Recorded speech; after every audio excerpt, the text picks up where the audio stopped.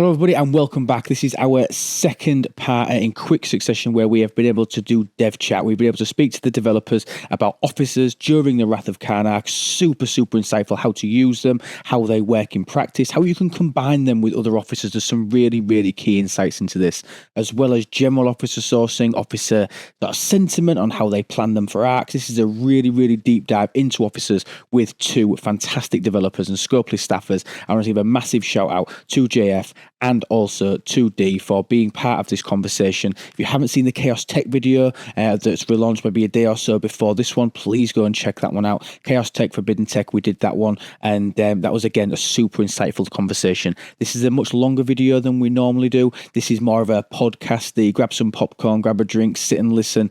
We get some super insights here, and I think you will find it super interesting. I don't do this enough, so I do want to say a massive thank you to Chris and Phil, who are our members here on YouTube. I don't thank you enough, so I want to say a massive thank you to you. Anybody that would like to, obviously there are membership options down below for you to get shout outs in future videos as well. So a massive thank you to you two for being members here on the YouTube channel. But let's dive into the second episode here of the developer chat here with Lube, and let's talk about some officers, more specifically the Wrath of Khan officers. Let's dive in.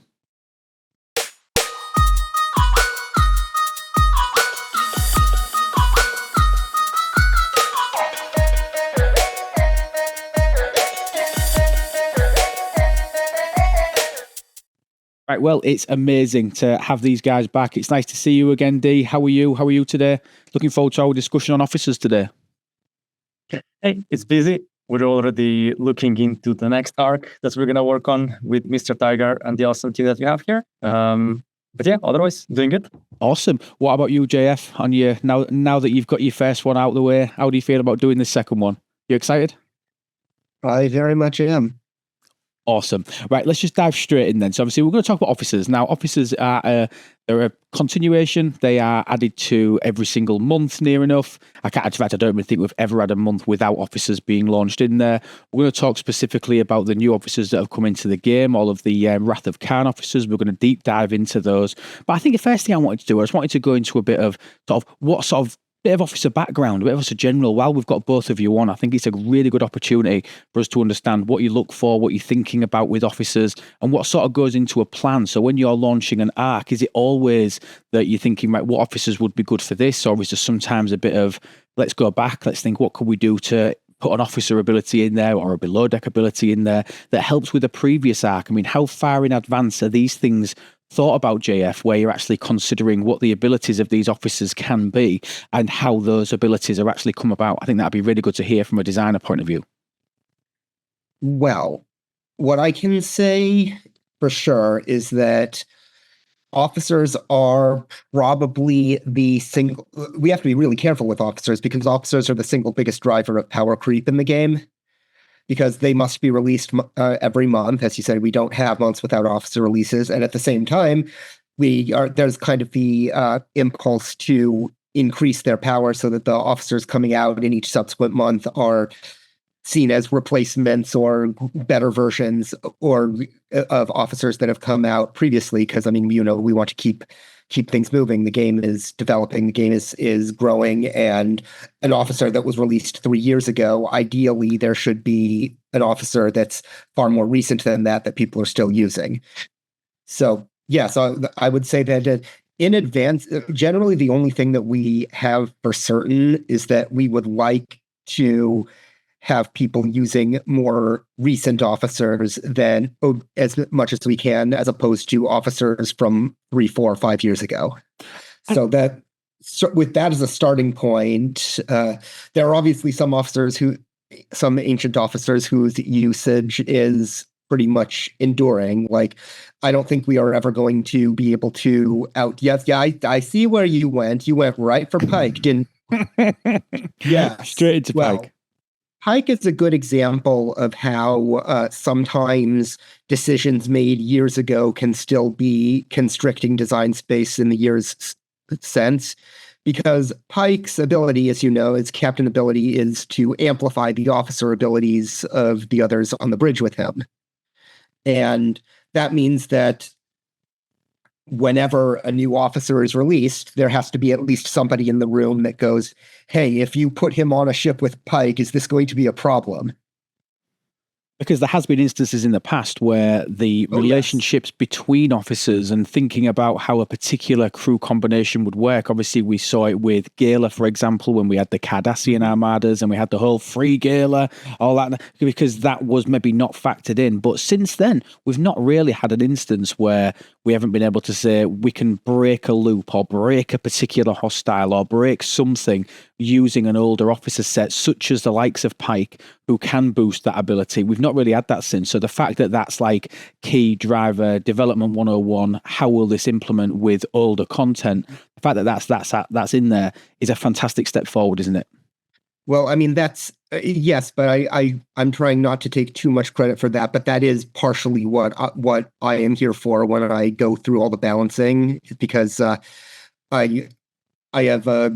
know quite a lot about all the officers, and when they want me to test something, they ask me, "Can you break this?" And if I can, then the answer is, "So can some of the players."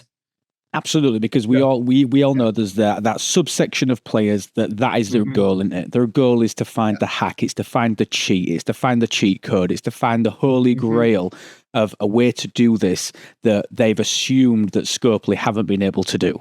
That's what their goal is, isn't it? And that's not a bad thing. Absolutely their goal, and that's why they asked me to see if I can head that off. And so far it's been effective. Like you said, there hasn't been a big problem like what happened with Gala in a while now. And yeah, there are some really fascinating crews that can be put together now, but I don't think anything that has come out recently is actually so devastating to balance that it qualifies as game breaking. Yeah, I totally agree. And likewise, I just want to pick up on a point that you mentioned before.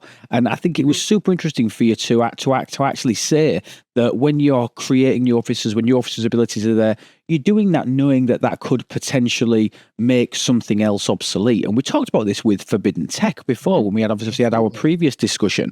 And obsolete is maybe not always the correct word, because it could be a case of it gives you an additional option in there. You've got a more potent ability, and then you've got a less potent ability.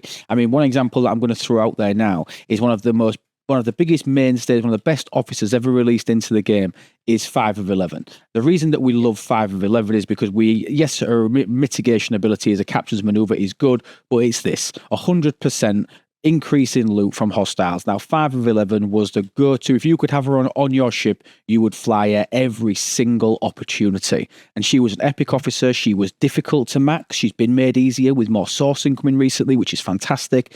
But then more recently, within the last couple of months, we've had this little beauty launched into the game. We've had Rachel Garrett. Same little symbol, increasing loot from non-Armada hostiles by 200%. This is a 2x 5 of 11, launched as a rare officer. You know what I mean? It's absolutely huge, bearing in mind that loot gain it crosses the span of Armadas. Obviously, not in this particular instance. So 5 of 11 does work in Armadas. She's specifically for hostiles. So when we're talking about hostiles, we're talking about the Gorn. We're talking about reputation gain for both your FKR, for the new augment space. But 200% bonus is huge.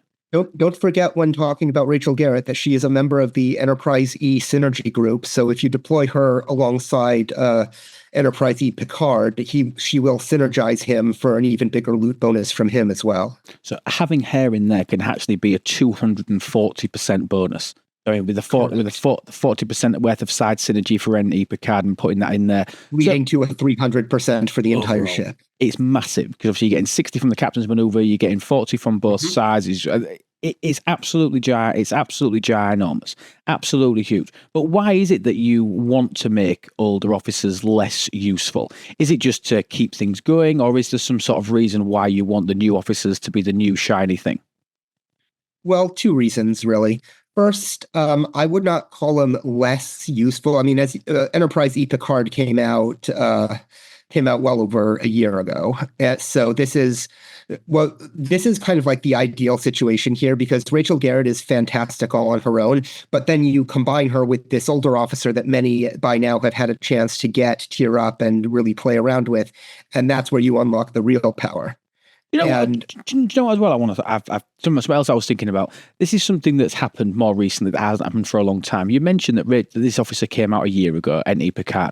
We then revisited that officer group, adding somebody else into it to make the group even more potent. Because obviously, when the NT crew came out, we had Riker, we had Data, we had Troy. We've then added Rachel Garrett to it. And that's something that wasn't done for a long time and has become a lot more prevalent. We had the upgrades to the strike teams when we added the lower decks Part 2 officers in there to make that crew just better.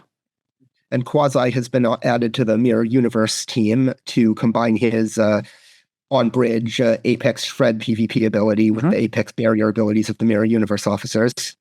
And it's massive. So why are we now going back and making these crews better? I suppose what that's doing is that it's actually building more longevity into older crew sets, whereas something good might come out that's good against hostiles and good for loot. It's going to be tough to ever beat the Enterprise E officers, right?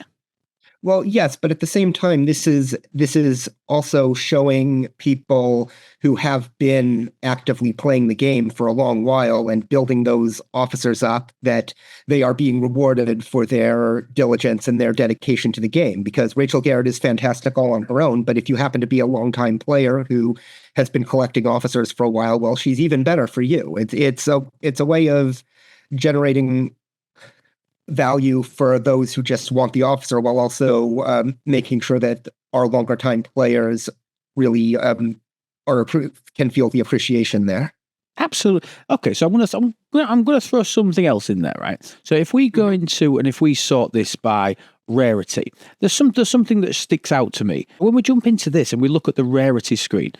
There are very, very few common and uncommon officers being launched into the game. Is that a conscious decision, or is it the fact that we're visiting areas of Trek now with fewer main characters that we want to be putting in there as common and uncommon abilities? Why is it that the focus, and you look at the balance now between common, uncommon, and then the sheer number of rare and now epic officers in the game? Is there a reason why uncommon and common feels slightly more neglected? Is that a conscious decision that's made by you guys, or is it just that we want the abilities to be better? I think it is a conscious decision. I think if you ask different people, you'll get a slightly different answer. In my opinion, it's more that the game at this point has kind of moved a little bit past the common and uncommon officers. There's a point now where there's just that yes, they are there and they exist, but they're part of a earlier era of the game. And some of them still have value, some of them still have significant value, but in general, they aren't really what people are looking for or expecting anymore.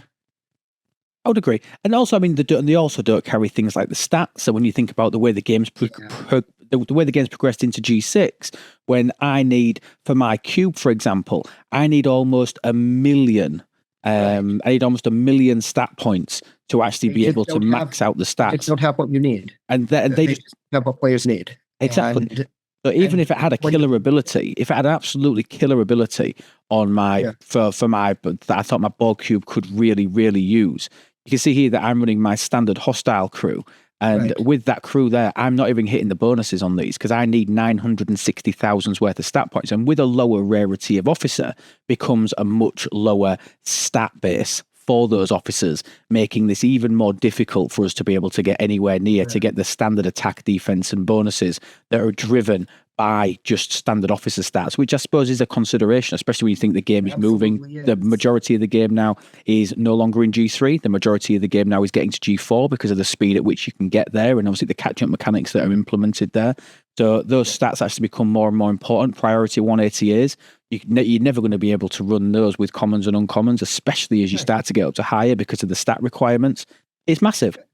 Yeah, and then there's the other rather simple explanation there that if as you say, the only reason to run a common or uncommon would be if they had an absolutely outrageous ability that was worth taking the hit to the stats. But then you find yourself asking, just from the perspective of designing, how does that make any sort of thematic sense?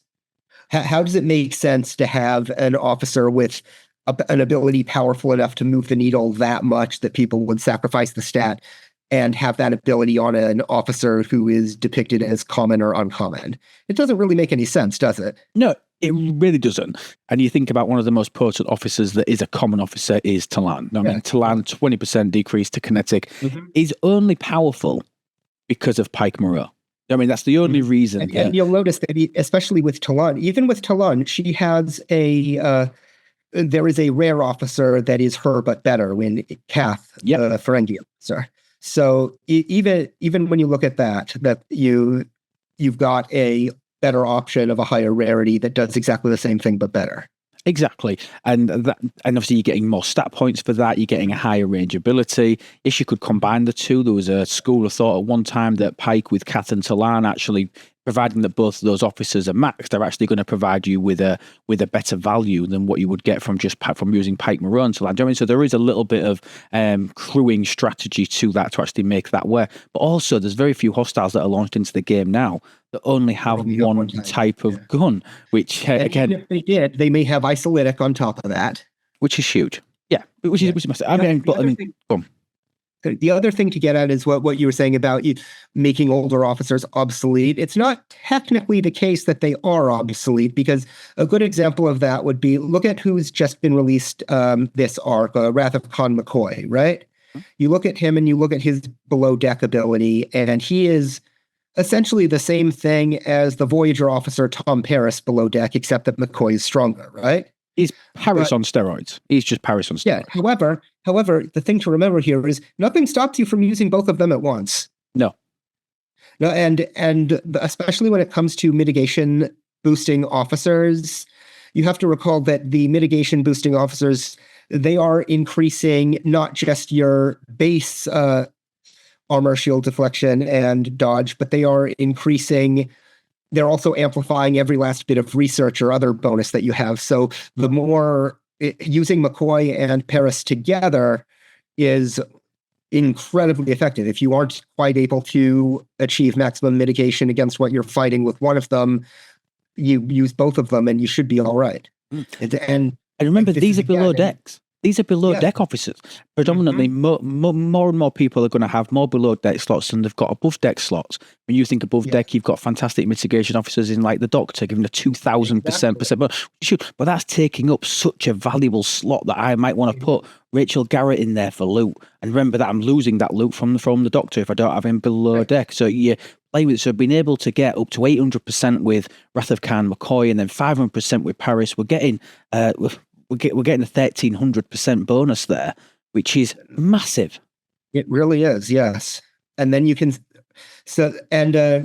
again, this is getting into what you were saying about older officers. Why are we trying to make them obsolete? No, we're not really trying to make them obsolete, but what we are doing is releasing officers that have fantastic value on their own that may be perhaps even better if they are combined with slightly older officers, because as I said, the goal here is to have value immediately for people who want to invest into these newer officers, but even greater value for those who have been investing into officers all along. For sure. And obviously remember that the whole having multiple versions of a similar type of officer, all that does is allow you to potentially grind with more than one ship if that's something that you choose to do. It allows you to make up. A player can have 8 ships, and it's hard to set. It's hard to set up a crew for multiple grinding ships all at once. But lots of people like to do it, and we would like to give the players what they would like to do, Yeah, exactly. And even if you can only make up 2 or 3, it's still going to accelerate your ability to grind, especially with things like the Kiyashari. You send one ship, you send it to kill all the battleships, you send another ship because you're working with Triangle to go kill all the interceptors. It's a viable strategy to be able to use. And officers that we've had recently target against specific ships. We had the below deck officers, which were specific against battleship hostiles, explorer hostiles, interceptor hostiles. You can use all of these tools to your advantage. Have Doctor on one ship, have Paris on one ship, have Wrath of Khan McCoy on another ship. You've then got 3 viable mitigation officers coupled with specific anti-triangle officers, especially with the triangle then against the ship. It makes going out and grinding something like Augment, for example, especially if you're grinding out some of the lower loot still with other ships, if you're not using the USS Reliant. All those systems have all 3 types of hostiles. You can go in there, 3 ships, every single ship, Kiyashara, load up 4 or 5 hostiles, just literally cycle through it and just grind that to your heart's content because you've got those multiple abilities doing the same sort of thing. Absolutely. And that's the idea. I mean, we have a whole lot of tools in this game, and the options are there for the players who are interested in delving into it and figuring out all the various combinations. Definitely. And I want to move on because I think I want to move on more specifically to the Wrath of Khan arcs. Now, the Wrath of Khan arc for me, as much as I adore Wrath of Khan, it feels like you guys have put, and D, you might be able to come in on this, it feels like there has been a huge focus on officers, which is super, super welcome for 2 reasons. The first one for me is that I think that officer sourcing could always be better. I'm never going to say that officer sourcing is done because there's always something missing. There's always something that I want to really throw something into. A lot of it's hidden behind RNG. A lot of it's hidden behind that random number generator, so you don't know how much you're going to get of where. Being able to target with things like the Officer Depot, that's obviously been introduced during the Wrath of Khan arcs, has been so welcome as a backfill mechanic for us senior players, but then for newer players as well. It's a fantastic opportunity of catch-up. It's absolutely marvellous. The Officer Depot, the ability for you to actually go in and claim the officers from that Officer Depot in all these different officer groups, some of them super, super valuable as well. It feels like you guys have really gone to town on wanting to get players with officer shards in their hand, D. Oh yeah, for sure. When I was first told that we were kind of going to have to focus on officers for Wrath of Khan, I was like, oh God. But kind of looking back and seeing what we've delivered, like everything from addressing the sourcing, from just addressing how you're able to, let's say, reduce how expensive they are in the game. I think we did a good job. I think it's a very solid addition. I think it ends up being a very unique loop just because of that. But the first thing I did when I got this arc into my hands was basically reach out to our CM team, community management, and had them basically go on Discords and ask the players what they're currently experiencing when it comes to officers. So like all the pain points, the biggest frustrations, stuff like this. And like, yes, like kind of obvious, everything that you just mentioned was basically the thing that they mentioned as like the biggest pain points that they had in the game, with sourcing obviously being, the biggest one. And of course, like, I assume we're going to be speaking about this as well. Also, TPs, right? That's also like a big topic even now at this point in the community. So yeah, like we took officers. Go ahead, yeah. No, and obviously I wanted to cover what you mentioned it, and you mentioned it rather briefly, but I think it really needs to be mentioned. Officer efficiency. This is new. This is new. So, I mean, this is something that's never been done before. Sure. In a sense of that now we have researches and favors to be able to go. If you go into your away teams tree, you're able to come in here and you're able to actually get efficiency against officer shards. Yes, they cost the Pioneers crest, which have gotten from the new Priority 1 away team assignments, but you're able to actually get a reduction. I mean, here, these Voyager ones, these actually allowed me today, you may have just seen it on the screen, I was able to max my Doctor today, and I managed to save about 90 shards. 90 shards of an officer, and the sourcing for the Doctor is decent. The sourcing for the Voyager Epics is decent. It's okay. But I was able to accelerate that by weeks, if not months, with just 2 levels of this research. It took about I think it was 80 to 90 shards off just for level 2. So able to actually make those officer shard counts lower. I just think it was a fantastic addition. What even made you think of that as an option? Because the obvious answer to me was just throw more shards out there. Make shard sourcing easier. Throw a favor out there to increase the bundle, for example, in the faction store that paid out the officers. But this was even better. This was just an absolute net reduction of officer shards, meaning that you was able to max things out quicker. Like I say, I did this today. I was able to max the Doctor today. So what was your thoughts and processing behind thinking about having officer efficiencies rather than just additional sourcing of shards? Well, the main thing is the integration in the loops within which it's present right now, right? Of course, like down the line, this is something that's going to be included in other loops as well. I'm sure that we're going to find Rohan in, whatever else we do in the future. But for Wrath of Khan specifically, when you look at P1 ATAs, when you look at the Augment Faction Store now with the Reliant, because you have some unique favors, officer cost efficiency favors that are exclusive to the Reliant. It's mainly to try the value of that loop. Like, of course, we want you to invest into the research behind the Priority 108 team assignments. We want you to go and invest into the Reliant, and all of that is basically there to kind of add some extra value to players who wouldn't necessarily be willing to invest into officers more deeply, but they might be interested in getting the value that the P1 ATAs give you, the value that the Reliant gives you, and they're just kind of getting like extra value by just being able to get the officer cost efficiency as well. So it's kind of that, you kind of want to find something that is going to feel unique, that's going to feel valuable, that you can then integrate into another loop so that players feel motivated to engage in it in the first place, right? Absolutely. And I mean, the officer sourcing doesn't just stop there. We've got the officer depot, which I think is fantastic. We've got the efficiencies, and even the store. The fact that we've got no limit bundles of officers like Janeway, massive, absolutely huge. Loads of people, even myself, I haven't yet maxed Borg Hugh, and I wouldn't even want to imagine how long he's been out. You can see I'm still short of maxing out my Borg Hugh. DeMarco, the best Armada officer released into the game by a country mile, with a fantastic below deck PvP ability. You know what I mean? Arguably one of the best officers released for a long time. And even for people like DeMarco, we have had a favor introduced into the augment favors to actually reduce the shard count on those officers. Already, Galaxy Quest crew allocation, we can get up to a 50% reduction, a 50% efficiency-based reduction. I mean, which is, it's absolutely huge. That's ballpark, a 25% net reduction on maxing an officer. And I think a key question that lots of people in the community will ask is, well, what if I'm already at tier 4? Do I lose all of that efficiency for the previous 4 tiers? Do I lose that, JF? Do I lose that efficiency? Absolutely not. No, I mean, the cost goes down for it. You may, I'm sure, as everybody who got any officer up to tier 4 knows, the amount of shards that it takes to get an epic from tier 4 to maximum exceeds the amount that it costs to get them from tier 1 to tier 4. Massive. So unless you happen to be like at, say, like 600 out of the 900 or whatever shard, then you're going to be seeing a massive improvement. And if you do happen to be that high up, all that means is that you get to max out that officer before you finish the research. And I don't think there's really anybody who's going to complain about that. No, because you've got a maxed officer.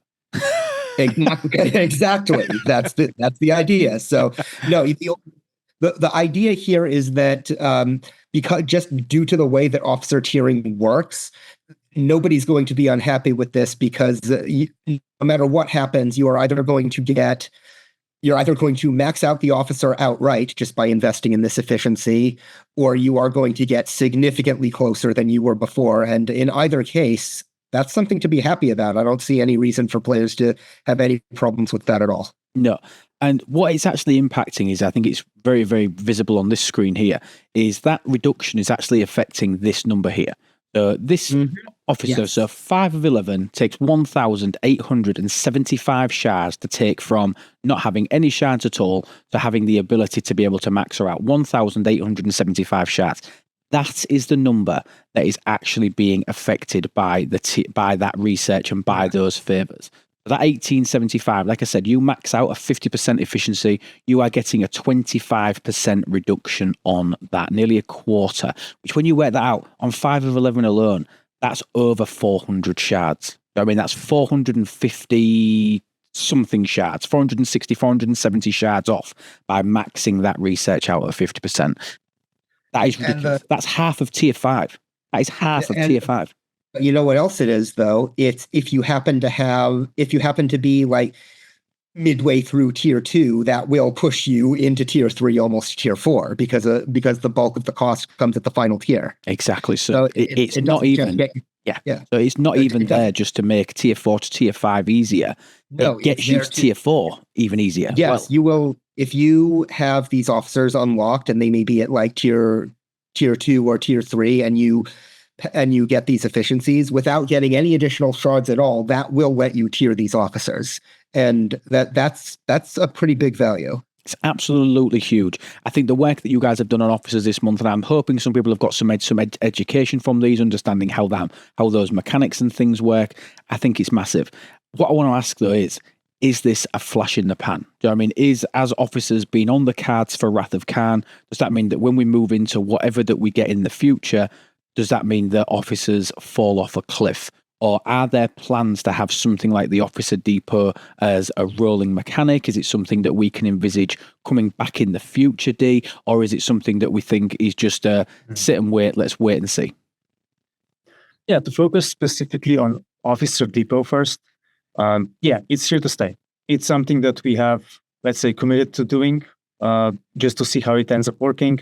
And right now we see that it's been working fine between us kind of trying to introduce an increased demand for officers, either through away teams or through Khan's challengers or maybe some other things, for example.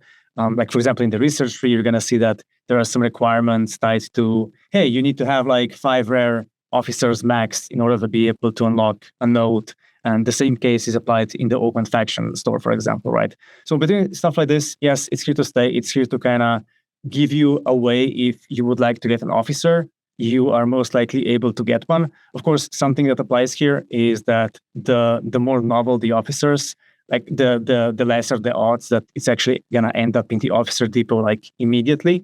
So I would think of it as a life cycle of sorts. I would say that for players who are interested in getting like everything that's new, everything that's like super novel and unique and becomes like the new meta and is the best in slot addition to any of the crews.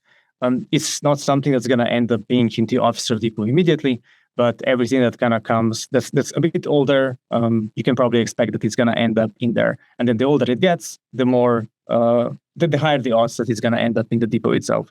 And then just kind of tied to this, I think we're going to see that we might be doing this on like a 6-month cadence where this depot store ends up being updated and refreshed and expanded. So yeah, we'll see how it goes. This is still very early. There's still a lot to learn, a lot to take in. So most likely after June is done, which is going to be very quickly, we're going to end up taking a look at all the information that we've gathered so far, all the feedback that players have given us when it comes to this, and then just, adjust accordingly. Perfect. And the final thing that I want to touch on, because it would be remiss of me not to, is transporter patterns. So transporter patterns, in terms of updates, it's very, very, it feels hit and miss to me. It feels like they're just done as a right, okay, we need to update it. I'll get on that piece of work and then we get it. There's no like system thinking, right, okay, these officers are 18 months old, they're a year old, whatever that number needs to be, right, okay, let's put them in the transporter patterns because people are building these up at such a rate of knots. I mean, I have everything in the TP store maxed. I know this isn't the same for everybody, and I'm already at 5.2 million. So I've got to throw the other side to this story in that anything that you put in here, I'm maxing day one. So you've got to also factor in that you don't want to make things too easy. I appreciate that. And to talk from the devil's advocate perspective, that just throwing every officer in here is an instant max for a lot of players. Not for everybody, I appreciate that. People that are lower down that are just getting into the transporter pattern loop is a fantastic way to work on the likes of, if you haven't already got Pike in there, if you haven't already got Strange New Worlds Pike, you want Jean-Luc Picard. Do you know what I mean? All those really key officers that are in here, and I'm not saying that the officer selection in here is poor, because it's not. There's some fantastic game-changing officers for younger players in this store. But what is the future for transporter patterns? Is this going to continue to be updated? And what are your thoughts on the current selection in here and when we think we may start to see some additions added into this store? So when it comes to this one, I unfortunately, I'm going to have to disappoint you, just like I have disappointed every single player that has asked about this in all the Q&As we did for Wrath of Khan. The transporter pattern store, it's not going to be updated anytime soon. I mentioned before that as we went into Wrath of Khan, as we knew that our focus are going to be officers, this was one of the more pressing topics that we wanted to address, to talk about. And ultimately we decided that we would like to establish a new system when it comes to sourcing new officers in exact way that we would like to see it fit best into the player's user journey. So not just something that pops up after you start like maxing officers, but more something that kind of ends up expanding and developing as you keep progressing with officers, as you keep progressing with your ops levels. And this is something that we've kind of done in Wrath of Khan, both through the Old One faction store, through the research tree, for the Piwara research tree, and through the officer depot store. Everything ends up being a very ops segmented experience where players end up gradually progressing towards better and better officer groups, or officer cost efficiencies, really. So, for example, right, in the Old One faction store, you're going to end up first working towards the common groups, then the uncommon ones, etc., etc., etc. And a similar experience is going to also be in the depot store, where players who, I don't know, let's say they're Ops 26, they might first get access to something like Cisco fairly early, S&W crews and stuff like that. And then as they go through like mid-30s to early 40s, they're going to see Janeway, they're going to see the NT crew, stuff like that. So just like a very gradually developing experience that's tied to a specific loop in the game. And then, yeah, after we've done that, after we came up with this concept of that sort of a loop, we said that at this point, at least, there is no room, either in terms of like capacity or in terms of just, trying to find a really nice, scalable, long-term solution to this, that we will tackle this in Wrath of Khan. So, long story short, yeah, I have to disappoint you. Right now, there are no TP plans in terms of any updates to the store. You have what you have over there. But then in the future, I'm not going to say it's completely off the table, but if we do something, I'm sure it's going to be more something along the lines of deprecation or something. So I doubt that we're going to go into this, let's say, quote unquote, mechanic and actually revitalize it or refresh it in, let's say, in a more extreme way, just like we did with away teams, right? To give it like a new twist, to give it like a breath of fresh air and stuff like that. So that's just like a fully transparent, open response that I can give you. And it's a response that I've been giving to players ever since we had our first Q&As in Discord. And I really appreciate your honesty on that. I really do. I think it would be nice, and this is maybe something for the Officer Depot in the future, maybe have some sort of a limited conversion of transporter patterns into the depot tokens. Do you know what I mean? Maybe like a daily one where you can exchange 1 million and get 5,000 or 10,000, just something to help people spend them, so it feels like that when you are getting officers above cap, that you're getting something back from it from an officer standpoint. I think that would be a really nice. I'm not asking for like a 1-to-1 conversion because that would be ridiculous, but something like a cooldown with a converter where you can spend transporter patterns, like we have the ability to spend excess Gorn Eviscerator parts in that Wandering Way event. Easier for me to say. We have ways to spend some excess materials. I think transporter patterns is probably overdue for that sort of a mechanic for players like me, where, like I said, it's going to be a long time. I've got a huge bank. It's increasing every single day. It would be nice for me to make a conscious, and it would allow players to make a conscious decision as to whether they use their transporter patterns on those officers, those older, more legacy officers, or they want to invest them into, like I did, Rachel Garrett in the Officer Depot. Do you know what I mean? I want to go for the more newer officers, but that is at detriment of me upgrading some of my older officers. Is that something that you think could be a good idea, Dee, for the future? I think down the line, it might be something that we could do, like some sort of a conversion approach to it. It's just that right now, it's very hard to say anything or confirm it, just because with Wrath of Khan, we ended up focusing on officers. We kind of addressed several pain points tied to them. And now we are kind of ready to move over to some, let's say, other aspects of the game. And then I assume that once we circle back to the officers again after a while, I think that's again going to be one of the more pressing topics to discuss, at least at that point.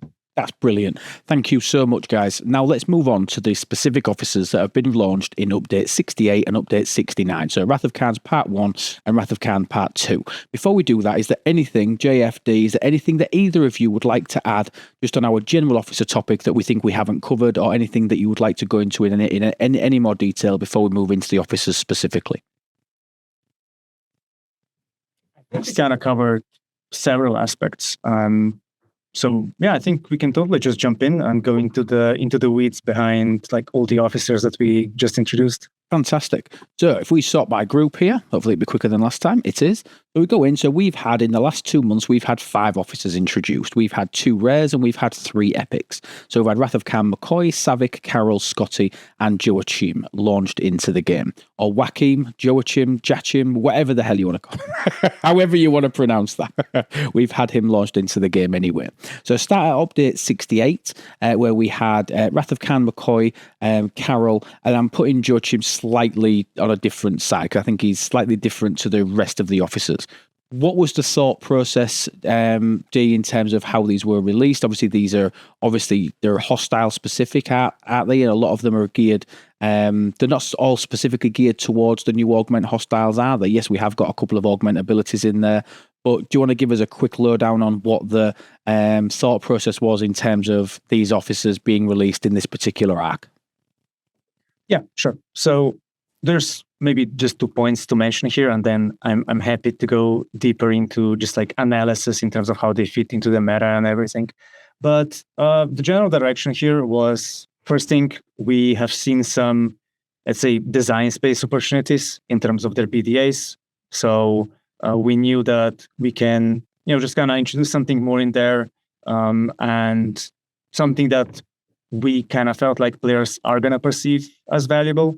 And then on the other side, we just wanted to give them some secondary value on the side of OAs, mainly, as you've been able to see, either in-loop value for the augment faction, just like Marcus, or more wave defense oriented, like Savick and McCoy, or just like Scotty, more, Armada loot oriented. Basically, he's a way better version of the old TNG Georgie that we have.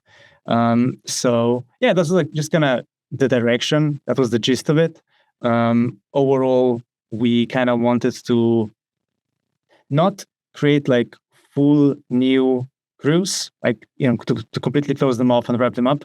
We wanted to have some space to kind of add to them in the future. So for example, with McCoy and Savick, you can see that there is room for a captain there who can maybe specialize in solo wave defense, because that is still something that's like very, very challenging to players when it comes to the Elite series.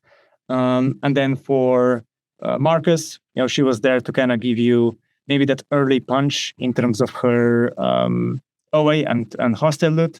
And then for Scotty, he's just the group Armada, well, the also slow Armada, that OA in particular is more like a filler ability, honestly, for everyone who wants to maybe focus a bit more on loot crews in the Armadas. So yeah, there's that, just like as a very, very high level overview. But other than that, yeah, we've mainly just wanted to open up some space. And then just, on the side, Joachim also kind of fits into that. It would be very interesting to at some point be able to introduce trap crews, and he's basically like the first officer who ends up enabling that. Absolutely. And I think it'd be a really good point to point out, JF, and you'll have done some testing on this, that some officers are geared towards being more bridge ability based. Some of them are sort of more designed, it feels like, when you look at the abilities, to have, I'm not going to say a throwaway ability, but a less potent ability in one of the areas, whether that be on the bridge or whether that be as a below deck. And like Scotty's a really good instance of this, whereby his loot gain ability on the bridge, it's something that we can probably get more of elsewhere compared to that. But he's got some fantastic ability in the below deck. And do you see that more often, that you're designing it around seeing Scotty as a below deck? At the end of the day, he was an engineer. He was never on the bridge. So let's go back into canon. Let's go back into some lore. That Scotty was very, very rarely on the bridge. He was below deck. He was in engineering. He was making miracles happen in the lower decks in engineering, as opposed to being on the bridge making some sort of command decision. Do you think that that's sort of some design theory behind it, or do you think that was just luck? Well, I would say that just in general, just in the broadest stroke here, officers have, for the most part, always had a intended purpose for one of the abilities to be significantly more powerful than the other. And going back years and years, if you look at most officers, one of their abilities is clearly intended to be better than the other. Mhm. This is not true for every officer, but it is true for most of them. And in this case, yes, it is that Scotty was clearly intended as a below deck specialist, and the fact that it fits thematically is a bonus, of course. And I highly doubt that anybody should assume that that was not part of the discussion. But also, the other thing to consider, well, you said that some officers are clearly intended for the bridge and some clearly for below deck. Yes, but also you may have noticed that the trend lately has been to release officers with lower deck abilities primarily, and that is because we have noticed a trend in the player base where players are having a lot more fun mixing and matching the different lower deck abilities than they are trying to find a new bridge crew every month. Yeah. Players are comfortable with the bridge crews that they're using. Like you yourself displayed that your preferred hospital hunting crew was Janeway, Doctor, and Anorax. 2 of those 3 officers are years old. People like what they come up with for their bridge crews, and we find that they don't like shaking it up all that much. And as a result, it's a lot easier, and what players react more positively to officers with lower deck abilities that they can just mix and match and figure out which bonuses they want for which situation without having to worry themselves with reinventing the wheel up top. Absolutely. And let's stick with my hostile crew, because this is going to lead us really nicely into talking about Scotty in a little bit more depth. Janeway. Janeway is a staple. Janeway is fantastic. Captain's ability of obviously when you take hull damage from a non-player hostile or Armada, Janeway increases your shield mitigation by 13% for 1 round.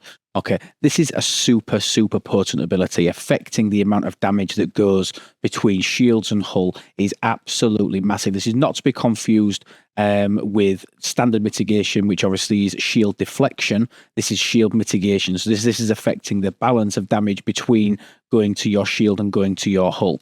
And Wrath of Khan Scotty, interestingly, I would be really interested, JF, for you just to explain the correlation between Scotty and between Janeway and how that works in practice. If you was to say, for example, use them both together, how could that impact a player?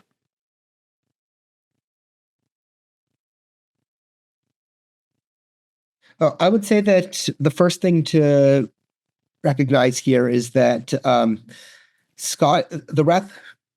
Wrath of Khan officers, the 2 epics that have been Scotty and Carol Marcus, their below deck abilities are below deck versions of some of the most potent captain abilities in the game. So you're talking about Janeway's ability. Now, Carol Marcus's lower deck ability is the exact same thing as Janeway's captain ability, only from the lower deck.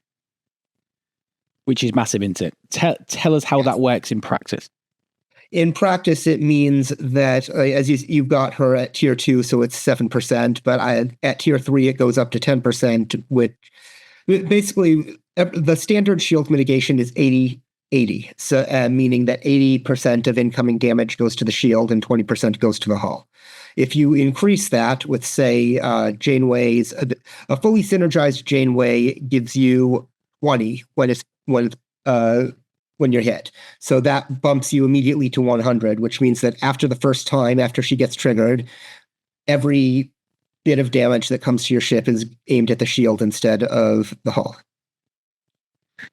And that's huge, because it means that as long as your shield holds out, you take almost no damage because the shield grows back in between fights. And we've talked about this when we was talking about Chaos Tech and Forbidden Tech, in a sense of that having shield in there, having more shield, which is why sometimes when people think, well, I don't really need to focus on my shield research, it's all about the hull damage. Having additional shield research and favors and having some of the really powerful chaos techs and forbidden techs in there, increasing those SHP points on your ship, they make this combination even more potent, don't they? They do. And the whole purpose here is, if you want to have a successful strategy for whatever you're doing, then you have to have a clear idea of what it is that you want to do. And in this case, the strategy, what you want to do is take basically no hull damage by directing all of the incoming damage to the shield.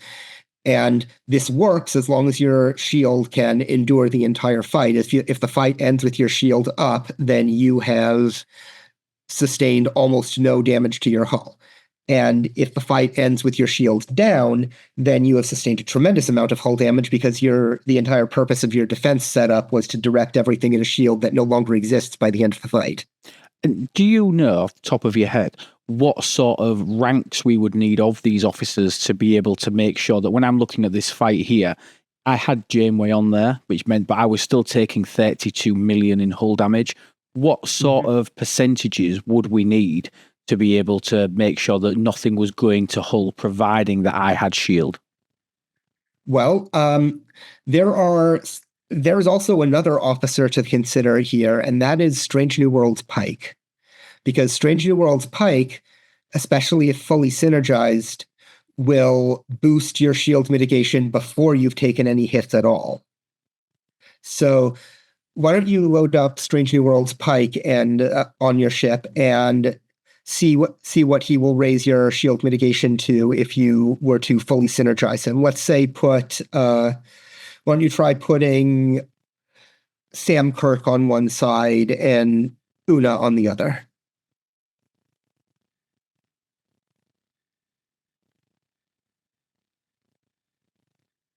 Okay. Now, see, that's 5 and 5. So what does that give you? Let's see. By 14. So what does that put you at? It puts you at 96, right? Now go back and look at your Carol Marcus.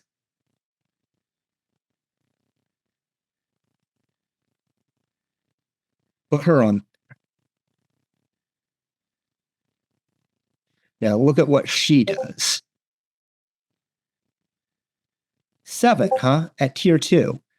7. Now, what do you get when you do that? You end up with 101, don't you? So you are already getting 100% aimed at the shield after you have taken one hit.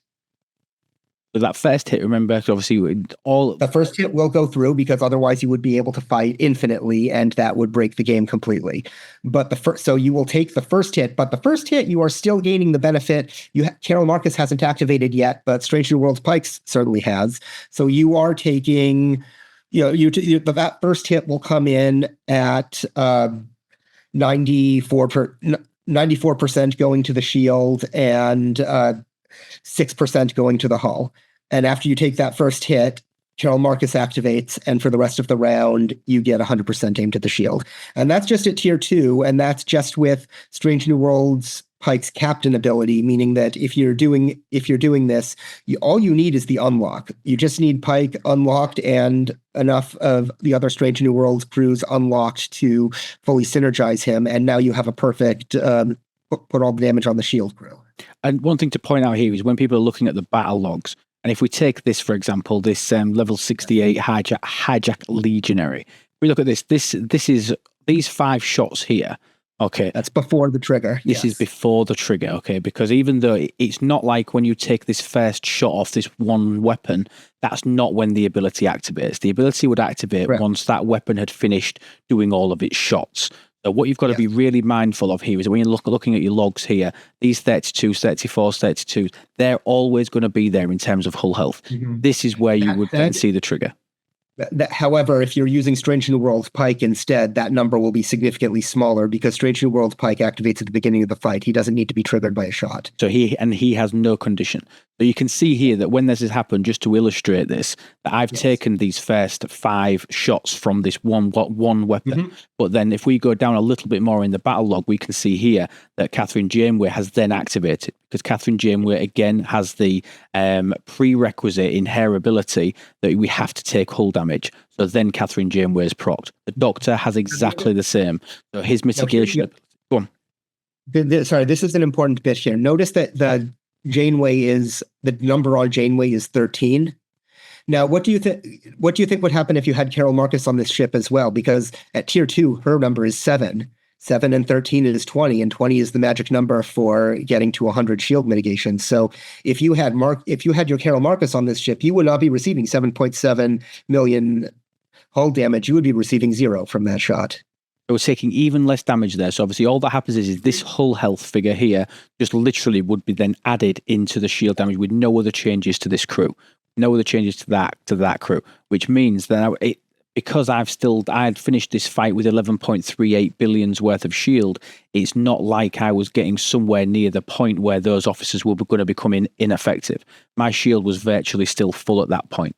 I mean, at the end of the battle, my shield was virtually still full. So throughout the entirety of that battle, every single round, what we would have found is the first weapon that ever happens. If we jump into round 2, for example, we would have noticed that, again, this weapon here, I would have continued to take hull damage. So it's not like you can, as JF mentioned, I would not be able to infinitely grind these without taking any hull damage. I'm still taking damage off the first weapon in every single round. But then at that point, you will then get these activations. So we can see Janeway again, we can see the Doctor again, and we would see Carol down here as well. Obviously, and you'll notice that the damage that you've taken is significantly less on the second round, even without the trigger, because you have Anorax there, who has had the entire first round to load up on your Apex barrier.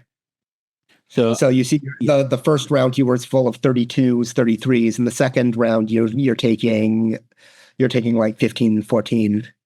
And then down to 5, and but obviously the weapons are varying strength. But yeah, you see that's half the whole health you were taking in the first round. So it isn't. Again, it's all part of the vast setup that you have. There's all these different tools that you can be playing around with, and the interplay between all of them is what makes or breaks your crew. Because you look at these figures, right? So these base figures here, 585 plus 887, call it 670 million between standard and isolytic. Obviously 670. You look at this one shot down here, ignore this critical. This critical is just because I've got really decent anti-crit research, but the crits on these hostiles are relatively low in percentage, which might sound like a good thing, but it's not, because it means if it was much higher, then I would see a lot more of these shots, which I'm not. So then here, this is 917 plus 137. This is over 1 billion worth of damage, and I'm only taking 5 million in hull health for that because of the impacts of Anorax increasing my apex barrier, and obviously the benefits that I'm getting from the Doctor increasing mitigation and the shield mitigation from Janeway. But this figure, this 5 million, which I know might seem insignificant, is 0 if I put Wrath of Khan Carol on the below decks. Now, the other thing, I realized that you asked, your initial question was about Scotty, and now I've spent a great deal of time talking about Marcus. But now Scotty's below deck ability is also very powerful, and it is the below deck version of Strange New World Pike's officer ability. And the reason why this is potent is because Scotty, as you get, he will cap out at 40% at rank 5. And go take a look at your Pike. Below deck ability. Yep. Because these abilities read similar, don't they? They do it because they are the same ability. They're just one is above deck and one is below, and they can combine. So now remember the numbers. The base number for shield mitigation is 80. That for 80% of the incoming damage aimed at the shield. A maxed out Strange New World Pike will drop that by 35, which means it is now 40.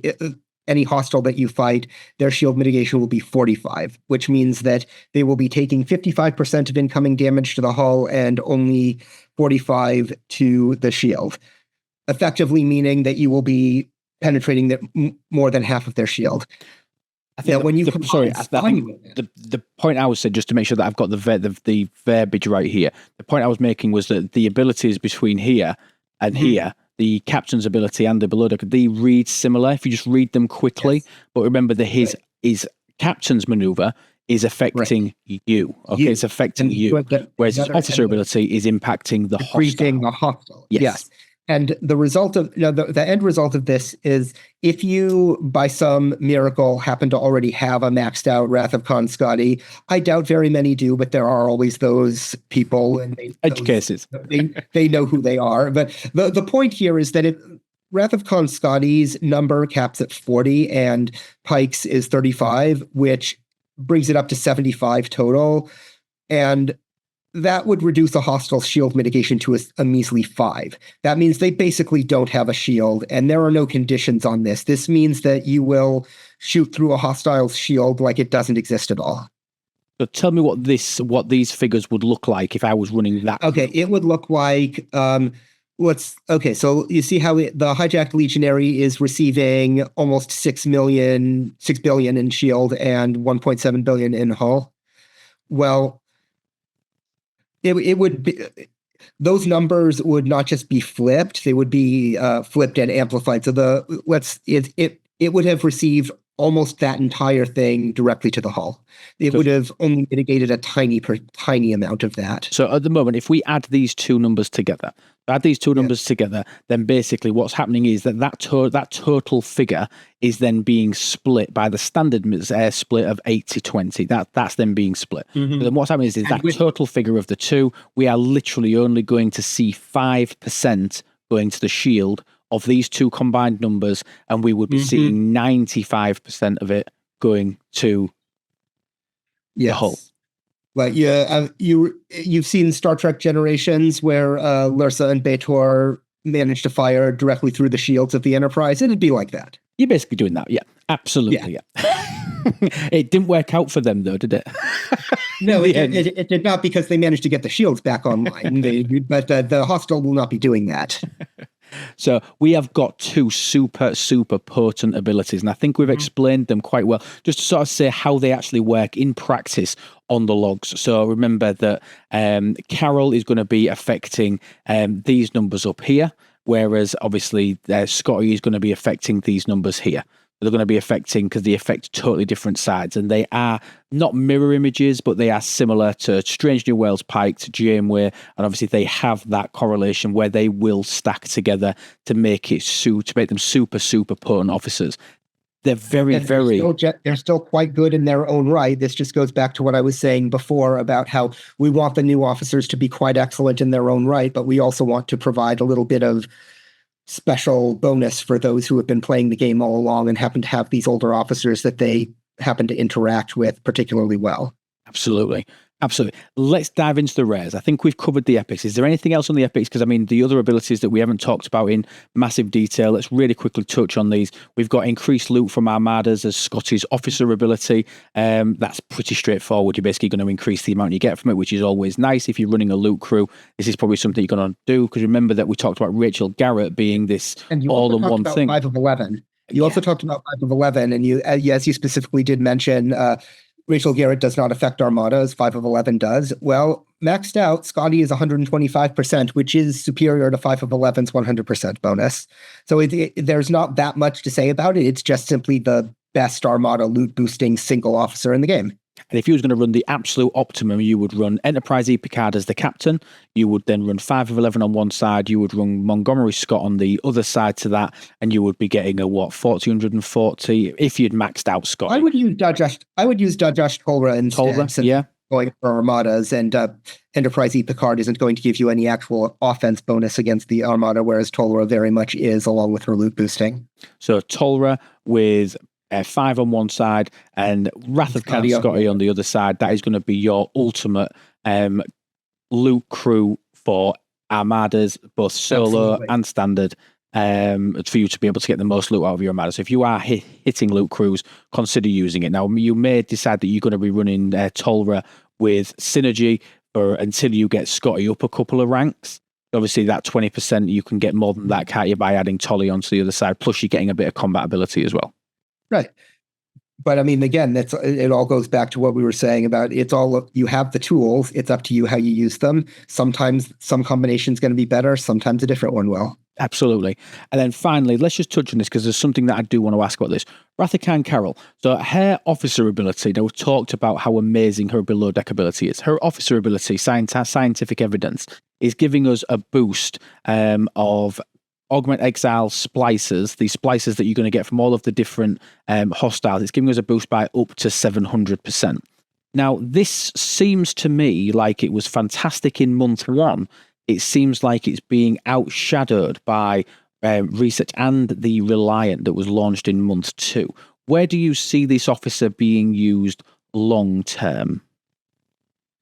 Well, I would say that she is quite useful on the Reliant itself, both above and below deck. Because the Reliant, being an explorer, has particularly strong shields, which means that it is a particularly good candidate for a crew that aims all the incoming damage at the shields. Definitely. And yes, it has a loot boosting ability, but there's nothing that says that you can't stack it along with Carol Marcus's loot boosting ability. Absolutely. So yes, she is very good for people who may not have the Reliant yet. And for people who do have the Reliant, they may find that having Carol Marcus on it will either, depending on whether using her above or below, either let the Reliant stay out for much longer if their goal is killing as many hostiles as possible and stocking up on the chests for fighting the con champions. Huh? Or if their goal is splicers, then they put her on the bridge, and it really won't take very long at all to fill up the cargo like that. Absolutely not. So she's got multiple uses, and obviously we see that where she goes into there, and her below deck ability is fantastic, or above deck ability, coupled with what you get from the Reliant, especially the Reliant at early tiers. I mean, we think it's mine's currently tier 3. It's asset only, but it's 150%, which is decent. Do you know what I mean? It's a decent loot ability, but when you start adding an extra 1, 2, 3, 400% on there with Carol, it's obviously going to be significant as well. So let's jump into the rares. Go on. No, I was just saying that, and as players have noticed, the amount of augment splicers that are required to do polls is relatively high compared to most other loops. Well, the reason behind that is you are intended to use these tools that we are giving you to make it more manageable. Absolutely. And the way that I run the loop, I mean, if anybody's watched my augment loop video in any sort of detail, my Reliant is good currently for grinding out the common and uncommon, even at tier 3, but the rare and the epic, I'm still using other ships. So being able to throw Carol on there to get those boosts out of it is massive, because my Reliant just isn't up to snuff yet. It will, in time, it'll be able to just go out and sit and grind the epics all day. It'll be able to notice. But as you've noticed, the Reliant is quite usable even just at unlock for a higher level player because of the segmenting of this loot. Even a level 70 player is going to need a constant flow of those common splicers in order to do those pulls. Absolutely. And having the Reliant, even at a low tier, can just take care of that for you. Take that off of your grind list, let you focus on the higher level ones with your higher level ships, and the Reliant will grow. You set it, you forget it, and you make sure to do those daily pulls, and it improves. But it provides tons of value right out of the dock. It's not like a ship that you need to. It's not like the other loop ships that have been released in the past, where if you happen to be high level, you didn't just need the ship. I mean, what are you going to do with a Gorn Eviscerator if you're killing the level 68 Gorn or whatever, something like that? You're going to throw a loot on it. You're going to need. You're not going to be able to use your fresh Eviscerator, but this we felt it was the best way to make sure that a ship could be released that rewarded every single person of every level who purchased it. Absolutely. And at the moment, when this loop was launched last month, I was doing 4 independent grinds. 1 month of having the Reliant, I'm now doing 2 auto grinds, which for me is not a grind. I'm sending it out to 2 different systems to do the different loops, the common and the uncommon. I'm now down with just having the Reliant for literally, 20 days now. I'm now down to just having to grind out 2 loops. I'm only grinding out the rare and the epic. Eventually that will drop down to just the epic, and eventually the Reliant will take care of the whole loop. So it is progressive, and the more loot that you can get out of it, the less effort that you need to put in terms of actually clicking buttons and killing hostiles, which is what loot crews are designed to do. Fantastic. Yeah. Let's move on to the rares. Okay, so we've talked briefly about how Wrath of Khan McCoy is basically the new version of Paris. So he is a below deck ability of being able to increase all of your mitigation stats, so armor, shield, deflection, and dodge. Now, out of the box, he is not going to be as good as a Max Paris. I think that's pretty understandable as to why that is. Why should a tier 1 rare be better than a tier 5 rare? I think that's good. But obviously, this does max out at 800%, which is a 300% boost on what a Max Paris will offer you. But also he has a wave defense ability, and you mentioned before that obviously the same as Savik, that his officer ability is quite potent in waves as well, again increasing your armor, shield, deflection, and dodge, so basically your mitigation. Starting off at 750, maxing out at 5,000% at rank 5. They really are not small numbers. So Wrath of Khan McCoy, not only is he a wave defense officer, he is an everything officer when you're talking about non-player hostiles and armadas on the below deck. How did you see him launch? Are you pleased with his abilities? And do you see, because I don't see either of these abilities being subpar. They are both next level abilities. They absolutely are. And the important thing here is that, as you mentioned, this is This is also particularly useful if you're trying to send multiple ships out at once that are ready to fight. And the reason why McCoy and also Savick have officer abilities that are geared at wave defense is because we have just recently released the solo wave defenses where you have to use 3 ships instead of 2, and we recognize that a lot of players may not have an easy way of gearing up 3 ships for a battle of the intensity that the solo wave defenses provide. So here's your answers. McCoy and Savick, right out of the gate, will provide a hefty boost to a ship if you want to use it in a wave defense. So there you go. There's officers for your 3rd ship. And it doesn't have to impact the fact that, yes, he's got a brilliant officer ability, but you may still want to, on that 3rd ship, still just use him for his below deck, because the below deck will still work. Yeah. So you've got options in wave defense with this guy. Do you know what I mean? You either throw him below deck and keep your potent bridge, or you decide to throw him on the bridge for the extra mitigation if you think that you need it. And now probably the 3 go-to mitigation officers are going to be the Doctor on 1. You're going to, because obviously loot's not relevant in wave defenses, and then you're going to have McCoy on 1. You're going to have Paris on another below decks, keeping your bridges free on both of those ships for you to go all out damage, all out power, because obviously loot's not relevant. That's correct, and that's the idea. That's what we want to see. That we want people to have those options, because with the solo wave defenses, you must use 3 ships, and if you don't use 3 decent ships, you are going to struggle. And like I said, a lot of people don't have 3 different hostile crews ready to go. So no, absolutely not.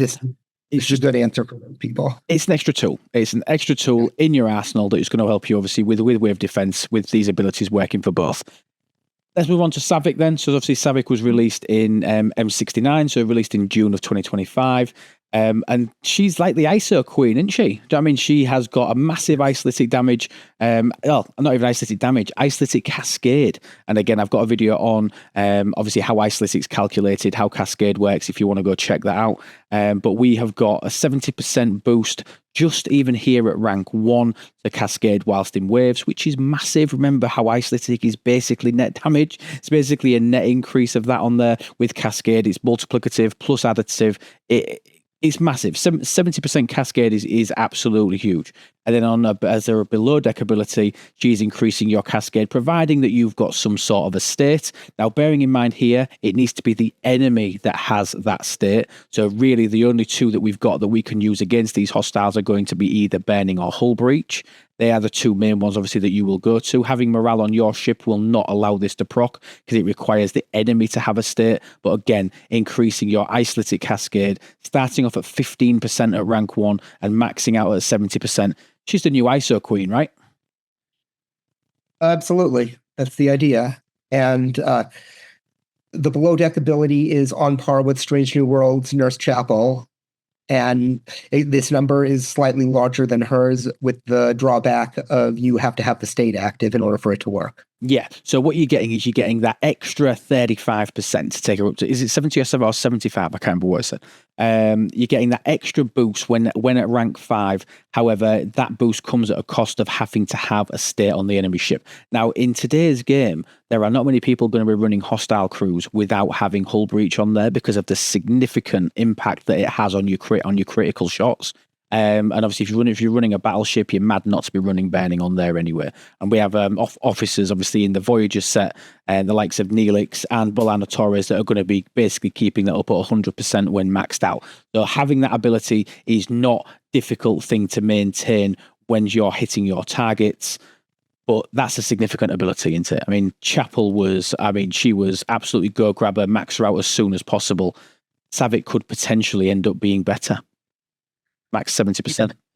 Absolutely. And again, while this is true, what you're saying about the lower deck abilities and inflicting the states, well, you also remember that this is the officer is also intended to help for situations where you might want more than one ship going at a time. And there is only one Bolana Torres and one Neelix. So if you want multiple ships running at once, you just have to make sure that Savick is paired with one of those, unless you have your state inflictor on the bridge. And while this is not usually a problem for people, it does mean that you have to consider the fact that in order for her to work, she can't just be put there by herself. She needs an enabler there as well. And that does take 2 crew slots. So you are, again, it's not usually something that is particularly problematic for people who are just sending out their main grind ship with all their best stuff on it. But if you want to be running more than one at a time, it just requires a little bit of extra thought on who goes where. Which is, again, we've talked about this before, strategy is a part of this game. Finding something that gets you that next little edge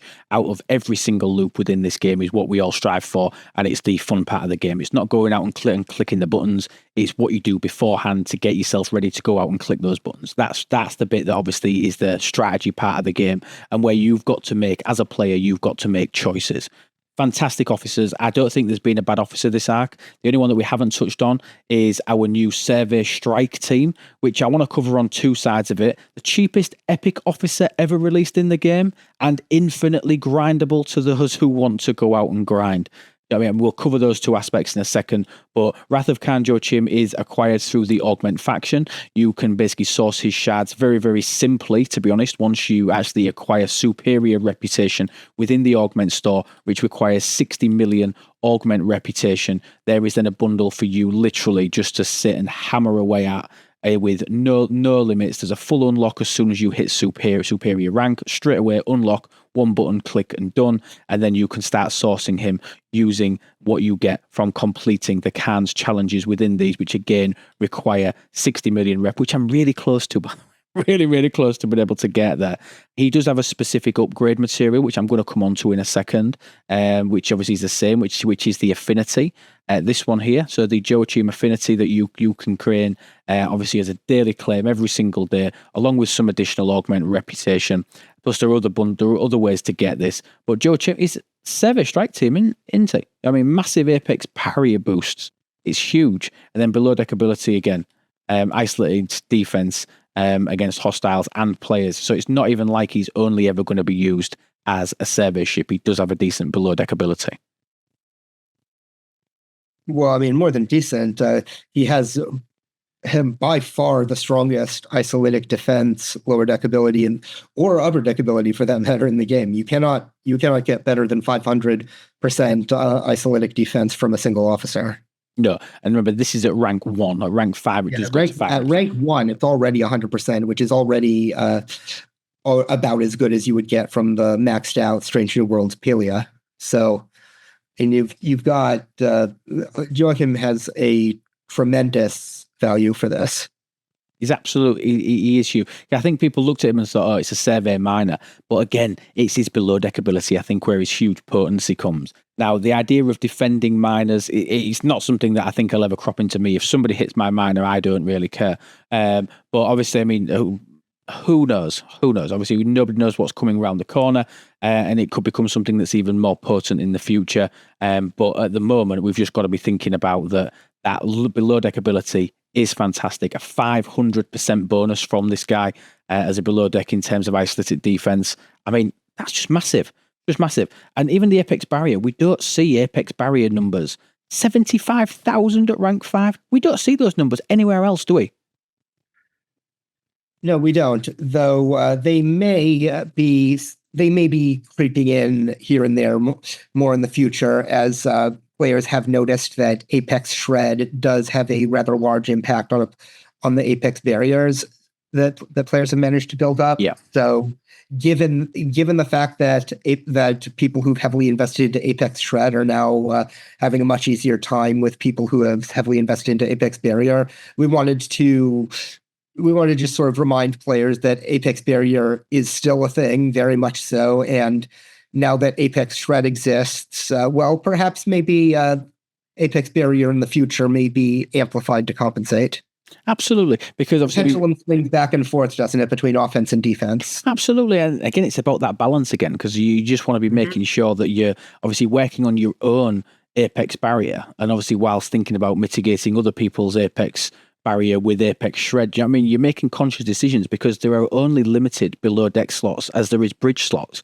I mean, so you're not going to be able to run everything on every single ship. Again, coming back to this multi-ship approach of when you're in something like incursions, or if you're in arenas, for example, where you're taking a couple of ships, and when you lose a ship in arenas, it's out of action for 2 minutes unless you've got an instant recall, an instant repair.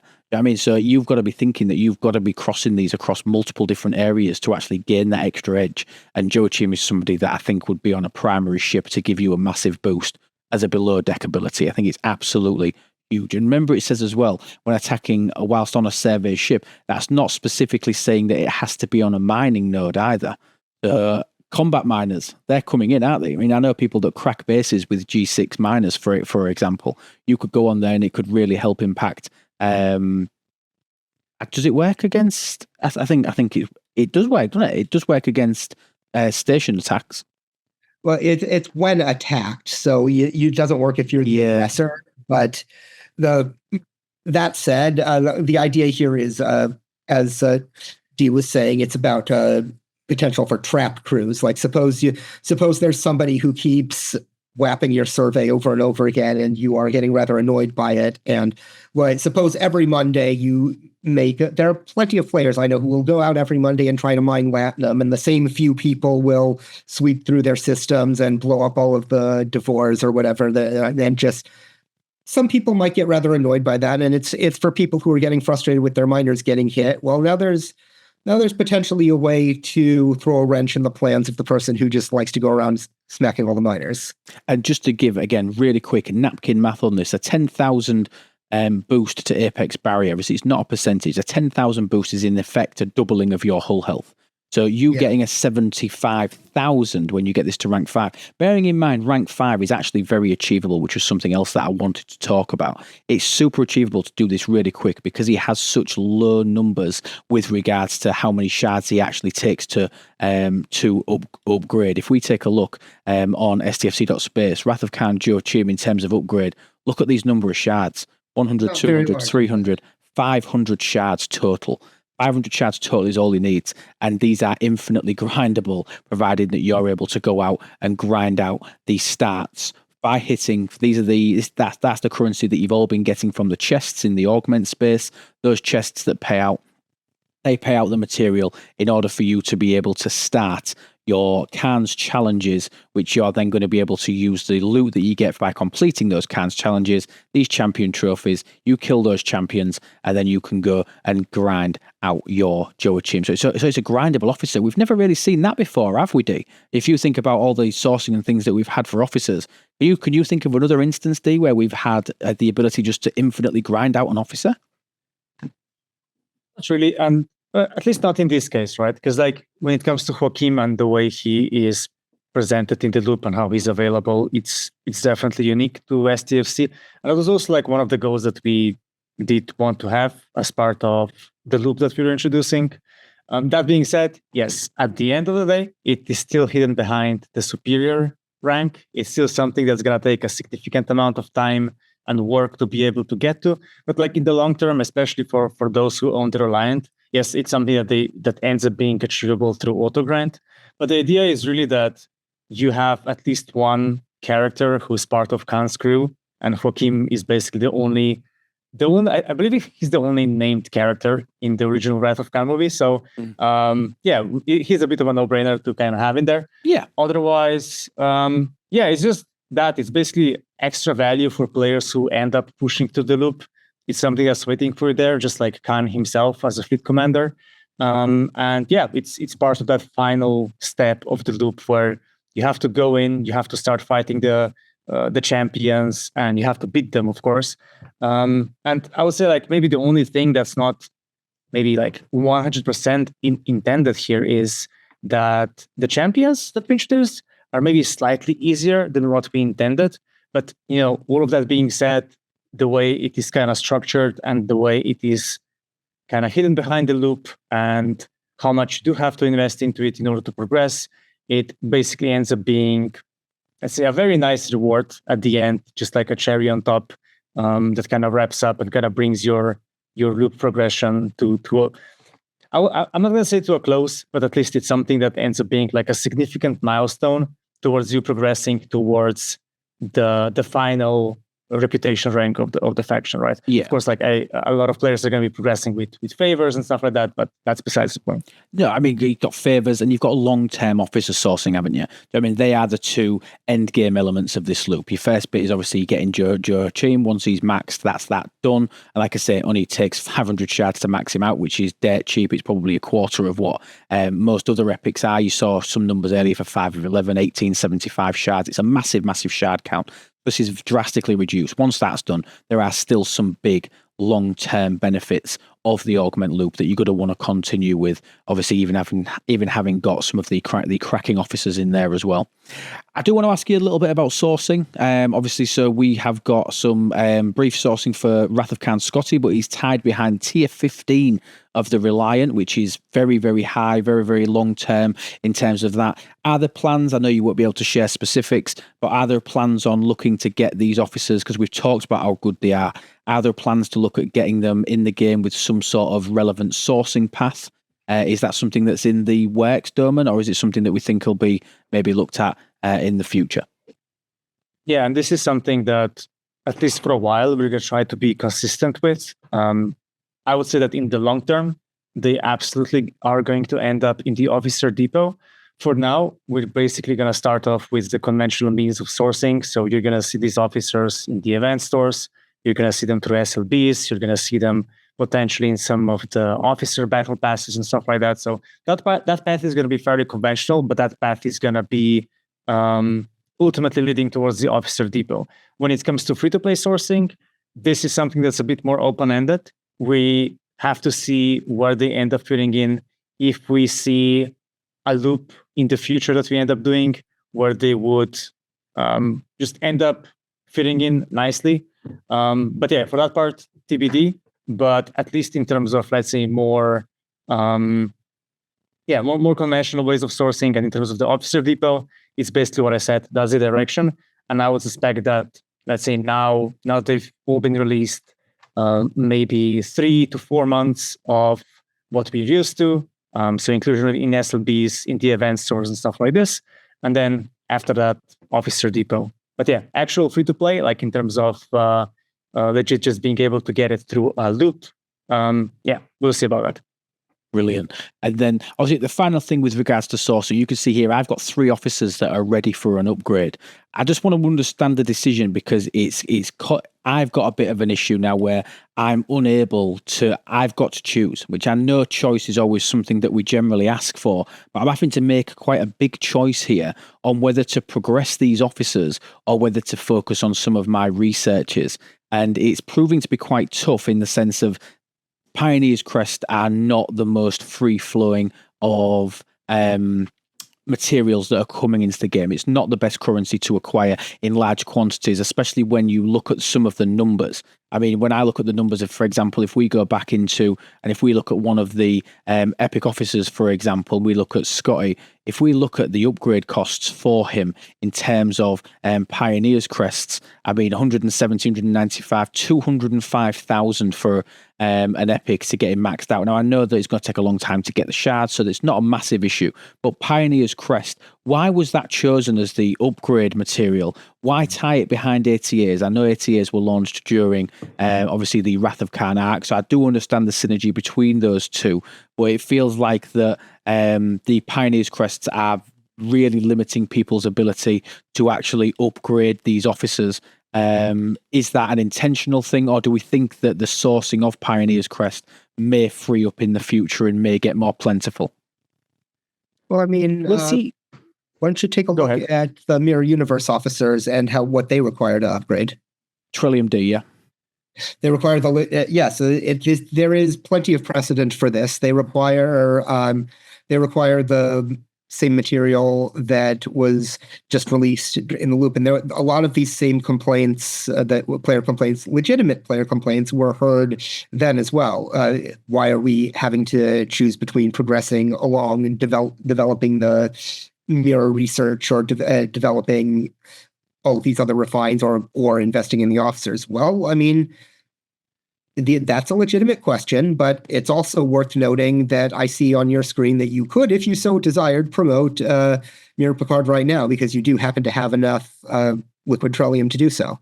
And happened in the months in the subsequent months. I mean, we got the sourcing did loosen up, didn't it? We've got the NSCA protector and how it adds to it. We have the facility in the station that gives an additional daily drip of liquid trillium. And it's sort of the ebb and flow of the game, right? I mean, it's intended to be restricting if you're planning on maxing out the brand shiny new things the month that they release. It is intended to be difficult. It's intended to be something that is only achievable via a rather large bit of investment. Yeah. But then you fast forward a few months and it never really seems to be a lingering complaint, does it? Because the game, these things are always released with that in mind. And as the months go on, people will find that they actually do have enough of it to do everything that they might want to do. It may take a bit of resource management at first, but this is, after all, at first, right? Give the content a little bit of time to breathe, and you'll find that you get what you need. Absolutely. I mean, and just to add to that, it's something that is definitely planned, just like JF said, but it's also planned from the perspective that P1 ATAs as a refresh of away team assignments. That's here to say it's supposed to be a long-term engagement feature that keeps you occupied on that front. It's something that is supposed to be relevant for months to come. So it's effectively a part of that. And going back to your original comment about it, it absolutely is about how you strategize in terms of how you're going to be spending these pioneers crests and where you're going to be investing them, right? Because now you have these competing priorities. You're going to be looking at the research tree, you're going to be looking at the officers themselves, so you're going to be looking at the away team store, and you're going to have to decide. And we do want to push you having to make that decision. But overall, yeah, it does boil down to what you were saying, what JF was saying, but also to the long-term vision, I guess, behind P1 ATAs and how they should fit in the game in the long term as well. And keeping them relevant. In the day, if everything was sourced in month one, I totally get behind you. I totally understand what you're trying to do with it. It would just have been remiss of me not to ask, because it is a long-standing thing with the community that when we bring out a new currency, in the early days of that currency, its sourcing is sparse, but we've never, ever not had an increase in methods of sourcing for pretty much any material or item in the game. It's always been added at some point, but there's always that pinch point at the start, which is fine. And people need to understand that that's going to happen. I literally stopped spending every single penny, every single drip of my Trillium D about 3 or 4 weeks ago to be able to do this, to be able to press this one button. So on that side, now that I've done it, I mean, I'm now another, 700 odd shards away from being able to do it. So I can go back to starting to spend my Trillium D on some of the other items within that store. And that's going to be the same for the P1 ATAs. When you look at the research tree that actually uses it, there's only a few more researchers in here that I really want to go for. I've done the ones that were super, super important to me. I will plan to maybe get another level of my Voyager crew research. I want to max out my stat officer researches. And once they are done, if I'm being honest, my Pioneer's Crest then can be totally focused on officers. And that's me making a conscious choice. I could have been more balanced in it and spent less on the research, more on the officers. Scroll over to the right a little bit. Do you see that priority 1 Khan's favor that you have not unlocked yet? It could have been a little more clearly explained, but that daily gift from Khan in the away team store includes a daily drip of Pioneer Crests. It does. And that scales as well as you work through the levels. It does. So you're going to get more and more. And on top of that, this particular research requires the material that you get from killing the Khan champions. So once you have gotten yourself up to this point, you're not going to be spending Pioneer Crests to level this research. No. And I mean, I can pull up the chart on that particular bundle, and we can actually have a look at the sourcing for that. I'll throw that in. So we can see here, look, that this is the chart of that Khan's favor that JF was just mentioning. And as you work through, you can see a keynote here, Pioneer's Crest. So you are going to be able to source this on a 20-hour cooldown, so one a day, unless you want to be really diligent with it. But as you work your way through that research, which again requires you to get to superior reputation, 60 million reputation, you see there's a hell of a lot hidden behind that, so much hidden behind that. But you're getting additional sourcing of Prime Valor emblems to work on your Disco bundle, to work on your Disco primes and a few other primes in the game, Orbit medallions for more primes. But there, Pioneer's Crest, what we're specifically talking about here in relation to officers, 2,000 a day once you get this maxed out. Now, you do need to have 60 epic officers maxed to get to tier 10. So you need to look at your account and see where you're at. And you also need to be in G5. So you need to be at least up to 51 plus to get that high. I'm at about 43, 44. It does tell me on that research node where I'm at. So I'm at 43. So I'm able to do this bundle, but I wouldn't be able to, for example, obviously if we just dive back in, I have 43. So the maximum I can take mine to at the moment is 8, but that's still giving me an income of 1,500 a day. And then look at what's right below that, the Galactic Recruit tickets, right? That there is no other way to easily source those. Yeah. And those will give you a smaller pool of much fresher officers than the Ultra Recruit tickets. And chances are good that these are a bunch of officers that you may not have maxed out yet, which means that's a whole host of epic officers there that you do not have maxed out. And that's a pretty small pool. So if you're getting a daily drip of those tickets and pulling these chests every day, well, that's going to help you with those officer requirements, doesn't it? It really is. So obviously there are mechanics in there in the future, especially if you're in the early days of the Augment store. There are extra factions in there. So I know it's a pain point. I've had multiple people message me about it saying that it's mad, it's that. It's not. You will get used to it. And like what we've done with Mirror and with Trillium D, you'll flip backwards and forwards between the two. I'm a way off being able to look. Mirror Data needs 125 shards. Mirror Picard now needs 700 and odd shards. Esri needs. They need so many. The officers that use Trillium D, I've got time. Happen to do the Reliant, because the Reliant has cost efficiency for the Mirror Universe shards now, doesn't it? So we can make that cheaper. But what I'm doing there is I'm accelerating the need for me to get more Trillium D. It's a balance. It's a balance. There is always a balance. There's always an ebb and flow. You pick your target and you have to prioritize. This is a game of so many options, and if you want to excel at it, you just have to have a good idea of what you're going to use those options for and plot it out.